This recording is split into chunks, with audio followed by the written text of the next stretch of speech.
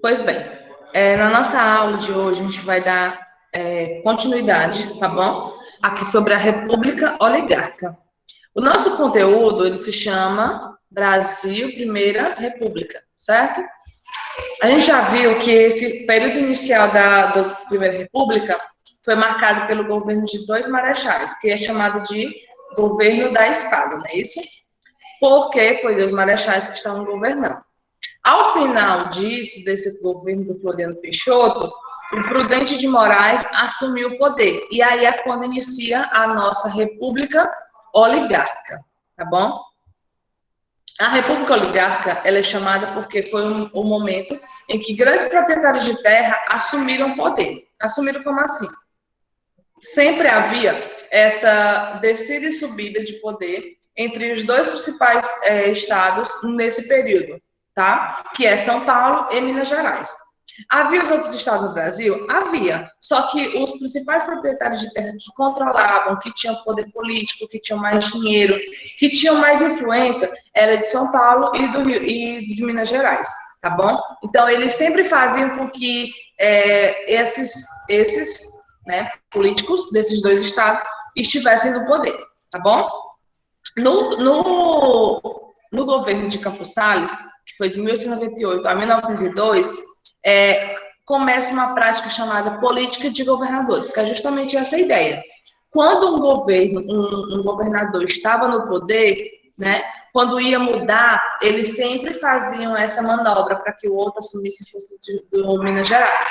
Aí passava 3, 4 anos, aí vinha do São Paulo de novo. Então era sempre assim, São Paulo e Minas Gerais. E esse movimento ficou conhecido como República do Café com Leite. Por quê? Em São Paulo, nesse período, era o maior produtor, né, de café, e em Minas Gerais, o maior produtor de leite, tá bom?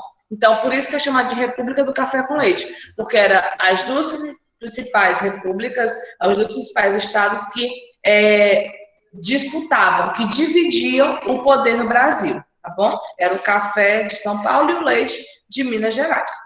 Nesse sentido também, havia muita prática do coronelismo. O próprio nome já dá para entender, né, mais ou menos. É de coronéis. Os coronéis são os donos das fazendas, não é isso? E o coronelismo é o quê? Eles tinham poder, que eu já sempre falei. Quem tem terra, tem poder. Então, os coronéis, eles tinham esse poder de indicar, de forçar as pessoas a votarem naquele candidato que eles estavam destinados, tá bom? Então, o coronelismo é esse sentido, de que você vai forçar o seu a votar naquele candidato. Junto com o coronelismo, tem a outra prática que a gente conhece como voto de cabresto. Por quê? O nome já dá a entender mais ou menos, né? Um exemplo, o Josael, ele é dono de uma fazenda, certo? Ele é o coronel.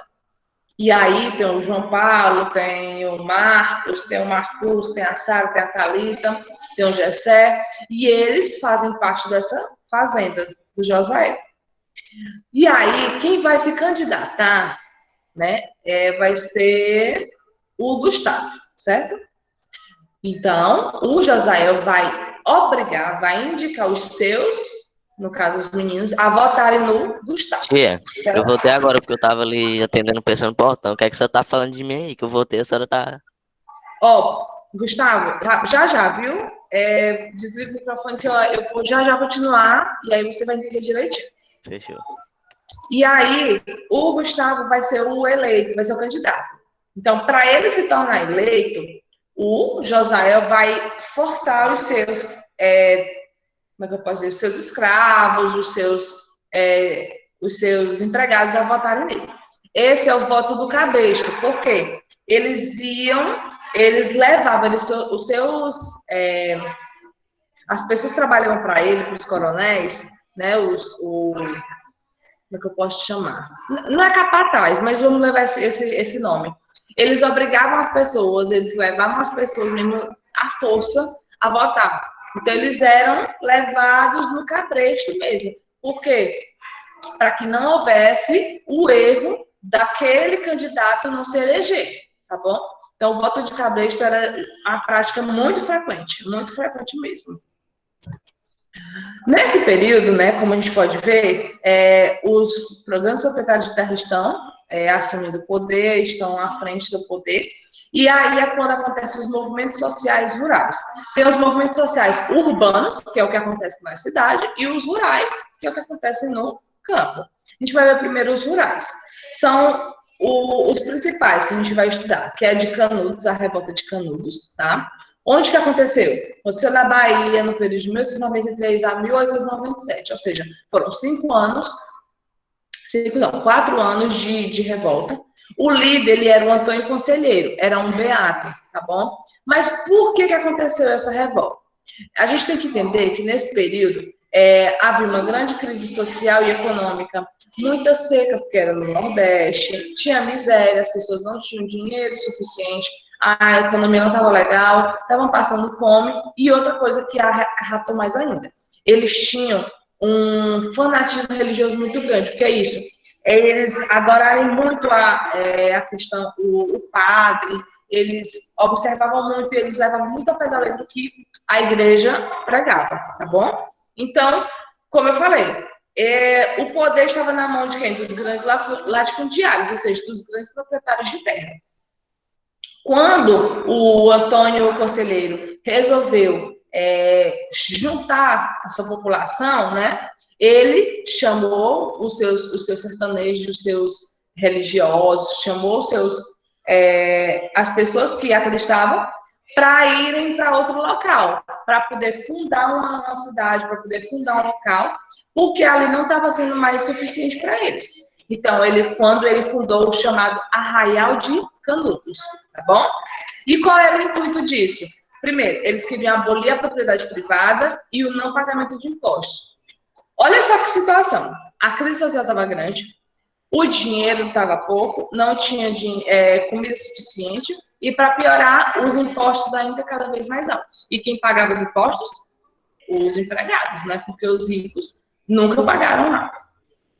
Então, isso aumentou a fome, a crise na região. Então, tudo isso foi acarretando para que as pessoas saíssem dos seus locais e seguissem o Antônio Conselheiro até o Arraial de Canudos. Então, quanto mais as pessoas não estavam satisfeitas, estavam passando fome e necessidade, elas iam lá para o Arraial de Canudos. E a cidade foi crescendo, né? Foi crescendo, foi crescendo. E isso deixou o quê? Oxe, o José é um proprietário de terra, vendo que as pessoas estão saindo da cidade dele e indo para outra. Isso não vai ser legal. Então, o que aconteceu? Os proprietários rurais ali mandavam capangas, pessoas matar, guerrear, mas eles não conseguiram derrotar isso. Esse movimento foi tão forte que levou até o Rio de Janeiro, a atual capital do país, né, isso, nesse período, e aí o governo teve que mandar suas tropas para o Arraial para destruir isso, porque isso estava se tornando tão forte que era capaz de se alastrar por todo o Brasil. E eles tinham medo disso, das pessoas se rebelarem contra eles. Então, mandou as tropas para lá e matou milhares de pessoas. As crianças e as mulheres se tornaram empregados, se tornaram escravos, né? Porque eles tinham medo desse movimento acarretar mais gente, tá bom? Então, isso foi a revolta de Canudos. Outra revolta conhecida é a sedição de Juazeiro, tá bom? Que aconteceu no Ceará, em Juazeiro, por volta de 1889. Outra que, como a gente pode ver, tem coisas parecidas com a de Canudos. É mais um líder religioso, que no caso é o padre Cícero Batista, né? Ele se tornou muito popular, as pessoas acreditavam muito nele, ele se tornou prefeito da cidade, e tudo isso, mais uma vez, fez com que os outros, né, as outras pessoas tivessem medo desse poder dele, tá? Então, em nome disso, né, em nome da população, ele tinha um apoio da população e foi considerado também o que? Uma contestação, por isso que o nome é sedição. Sedição é contestação. Eles não gostaram do que o governo está fazendo, eles querem mudar, tá bom? Então, isso também foi outro movimento social rural acontecido no Brasil na Primeira República, ok? Deixa eu...